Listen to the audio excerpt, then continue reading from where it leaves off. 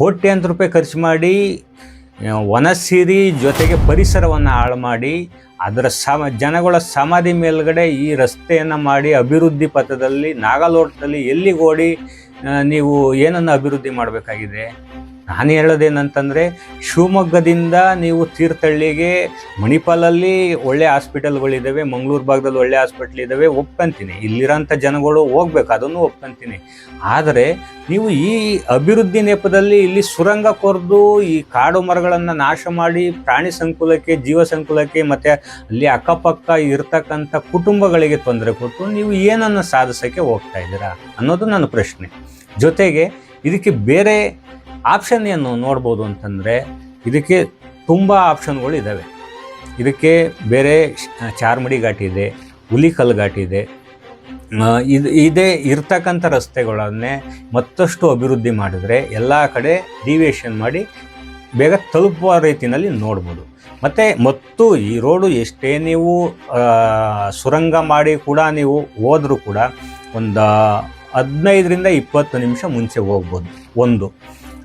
ನಾನು ಏನು ಹೇಳೋದು, ಇಲ್ಲಿ ಸಾವಿರಾರು ಕೋಟಿ ಖರ್ಚು ಮಾಡಿ ನೀವು ಸುರಂಗ ಮಾಡೋ ಬದಲು ಈ ಶಿವಮೊಗ್ಗ ಅಥವಾ ತೀರ್ಥಹಳ್ಳಿ ಭಾಗದಲ್ಲಿ ಒಳ್ಳೆ ಸುಸಜ್ಜಿತ ಹಾಸ್ಪಿಟಲ್ನ ನಿರ್ಮಿಸೋದಕ್ಕೆ ಏನು ತೊಂದರೆ ಆಗಿದೆ?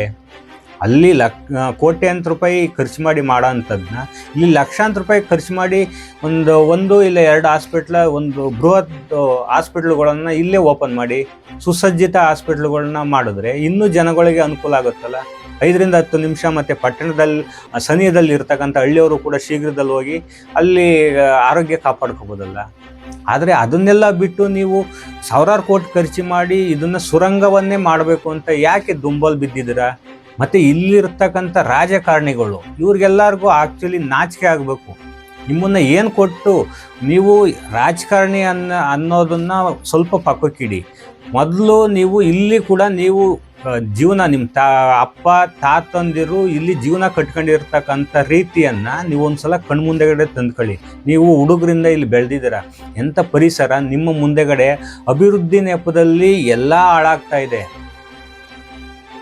ಇದನ್ನು ನೀವು ಒಂದು ಸ್ವಲ್ಪ ಮನಸಾರೆ ಅರ್ಥ ಮಾಡ್ಕೋಬೇಕು. ಅಲ್ಲಿರ್ತಕ್ಕಂಥ ಜನಪ್ರತಿನಿಧಿಗಳು, ರಾಜಕಾರಣಿಗಳು ಏನಿದ್ದಿರಲ್ಲ, ನಾನು ಅಭಿವೃದ್ಧಿ ವಿರೋಧಿ ಅಂತಲ್ಲ ನಾನು ಹೇಳ್ತಾ ಇರೋದು.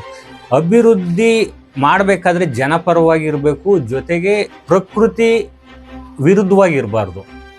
ಪ್ರಕೃತಿಯನ್ನು ಹಾಳು ಮಾಡಿ ನೀವು ಮನುಷ್ಯ ಮಾತ್ರ ಬದುಕಲಿಕ್ಕೆ ಯೋಗ್ಯವಾದಂಥ ಸ್ಥಳವನ್ನು ನಿರ್ಮಿಸ್ಕೊಂತೀಯ ಅಂತಂದರೆ ಅದು ಇರತಕ್ಕಂಥ ಪ್ರಾಣಿ ಪಕ್ಷಿಗಳು ಮತ್ತು ಕಾಡು ಸಂಕುಲ ಇಲ್ಲ ಅಂತಂದರೆ ನೀವೆಲ್ಲೂ ಹೋಗ್ತೀರಾ? ಇವತ್ತು ಉದಾಹರಣೆಯನ್ನು ಬೆಂಗಳೂರಿನಲ್ಲಿ ನಾವು ಎಲ್ಲರೂ ಕೂಡ ಅನುಭವಿಸ್ತಾ ಇದ್ದೀವಿ. ಮತ್ತಷ್ಟು ಏನಾಗ್ತಾ ಇದೆ ಅಂತ ಬೆಂಗಳೂರಲ್ಲಿ ಕಣ್ಣಾರೆ ಯಾರಿಲ್ಲಿ ವಾಸ ಮಾಡ್ತಾ ಇದ್ದಾರೆ ಅವರೆಲ್ಲರಿಗೂ ಕೂಡ ಇದ್ರ ಬಗ್ಗೆ ತುಂಬ ಅರಿವಿದೆ. ಹಾಗಾಗಿ ಇರ್ತಕ್ಕಂಥ ಅರಣ್ಯವನ್ನು, ಆಗುಂಬೆ ಪ್ರದೇಶವನ್ನು ದಯಮಾಡಿ ಅದು ಇರೋದಕ್ಕೆ ಬಿಡಿ. ನೀವು ಇವಾಗ ಏನಾದರೂ ಸುರಂಗ ಮಾರ್ಗದ ನೆಪದಲ್ಲಿ ಇಲ್ಲಿಂದ ಏನಾದರೂ ನೀವು ಸುರಂಗ ಮಾಡೋದಕ್ಕೆ ಮಾಡಿದ್ರೆ ಮೊದಲಿಗೆ ಅಲ್ಲಿಂದ ಪ್ರಾಣಿ ಪಕ್ಷಿಗಳಿಗೆ ಮತ್ತು ಅಲ್ಲಿರ್ತಕ್ಕಂಥ ಕುಟುಂಬಗಳಿಗೆ ಮತ್ತು ಬೆಟ್ಟಕ್ಕೆ, ಮುಖ್ಯವಾಗಿ ಅಲ್ಲಿರ್ತಕ್ಕಂಥ ಬೆಟ್ಟಕ್ಕೆ ತುಂಬ ತೊಂದರೆ ಆಗುತ್ತೆ. ಜೊತೆಗೆ ನೀವೇನಾದರೂ ಇವತ್ತು ಸುರಂಗವನ್ನು ನಿರ್ಮಿಸಿದರೆ ಬಿಟ್ಬಿಡ್ತೀರಾ ಅಂತೀರಿ. ಅಲ್ಲಿ ಅತಿಯಾದ ಮಳೆ ಬೀಳೋಂಥ ಪ್ರದೇಶ, ಅದು ನಿತ್ಯಹರಿದ್ವರ್ಣ ಕಾಡುಗಳು ಇರ್ತಕ್ಕಂಥ ಪ್ರದೇಶ.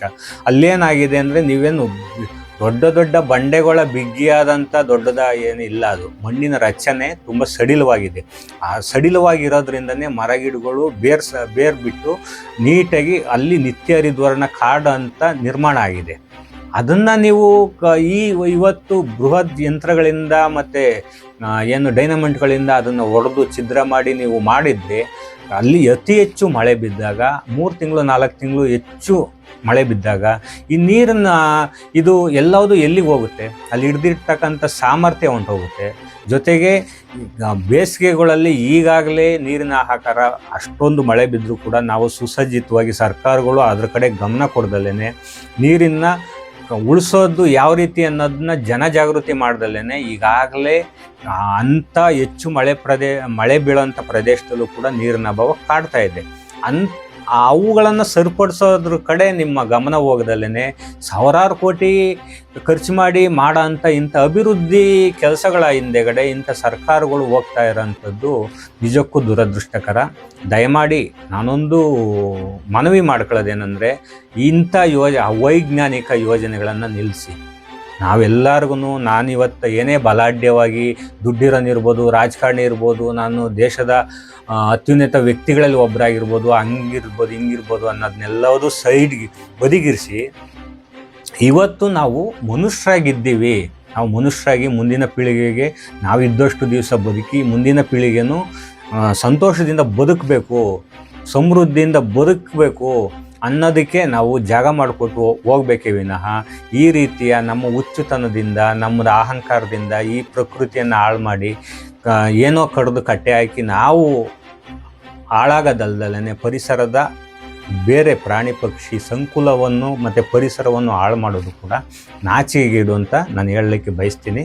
ದಯಮಾಡಿ ಇದ್ರ ಬಗ್ಗೆ ಎಲ್ಲರೂ ಕೂಡ, ಸರ್ಕಾರಗಳು ಬಿಡಿ, ಅವರು ಕುರುಡಾಗಿ ಏನಾದರೂ ಒಂದು ಜಾರಿಗೆ ಮಾಡಬೇಕು, ಅವರ ಇದರಲ್ಲಿ ಕೆಲಸ ಮಾಡಬೇಕು ಅನ್ನೋದ್ರ ಕಡೆ ಮಾತ್ರ ಗಮನ ಇರ್ತದೆ. ಈ ಅಭಿವೃದ್ಧಿ ಕೆಲಸದ ಕಡೆ ಗಮನ ಇದ್ದಷ್ಟು ಜನಪರ ಹಿತಾಸಕ್ತಿ ಇಟ್ಕೊಂಡು ಕೆಲಸ ಮಾಡಿದ್ದೇ ಆಗಿದ್ದಿದ್ರೆ ನಮ್ಮ ದೇಶದಲ್ಲಿ ಬೇರೆ ರೀತಿಯಲ್ಲಿ ಇರ್ಬೋದಾಗಿತ್ತು. ಆದರೆ ನಮ್ಮ ಸರ್ಕಾರಗಳಿಗೆ ಆ ಇಚ್ಛಾಶಕ್ತಿ ಇದ್ದಂತ ಕಾಣಿಸ್ತಾ ಇಲ್ಲ. ಇಂಥ ದೊಡ್ಡ ದೊಡ್ಡ ಅವೈಜ್ಞಾನಿಕ ಯೋಜನೆಗಳನ್ನು ತಗೊಂಬಂದು ನಮ್ಮ ಪರಿಸರ ಮತ್ತು ನಮ್ಮ ಸಂಸ್ಕೃತಿ ವೈವಿಧ್ಯತೆ ಇತ್ತು ಅದನ್ನೆಲ್ಲವನ್ನು ನಿರ್ನಾಮ ಮಾಡೋ ಕಡೆ ಹೆಚ್ಚು ಗಮನ ಕೊಡ್ತಾ ಇದ್ದಾರೆ. ದಯಮಾಡಿ ಯುವಕರು ಮತ್ತು ಪ್ರಜ್ಞಾವಂತರು ಇದರ ಬಗ್ಗೆ ಧ್ವನಿ ಎತ್ತಿ ಆ ಭಾಗದಲ್ಲಿ ಇರ್ತಕ್ಕಂಥ ಜನಪ್ರತಿನಿಧಿಗಳು, ರಾಜಕಾರಣಿಗಳು ದಯಮಾಡಿ ಇದ್ರ ಕಡೆ ಗಮನ ಹರಿಸಿ ಮತ್ತು ಈ ಹೋರಾಟಗಳಲ್ಲಿ ತೊಡಗಿಸ್ಕೊಳ್ಳಿ.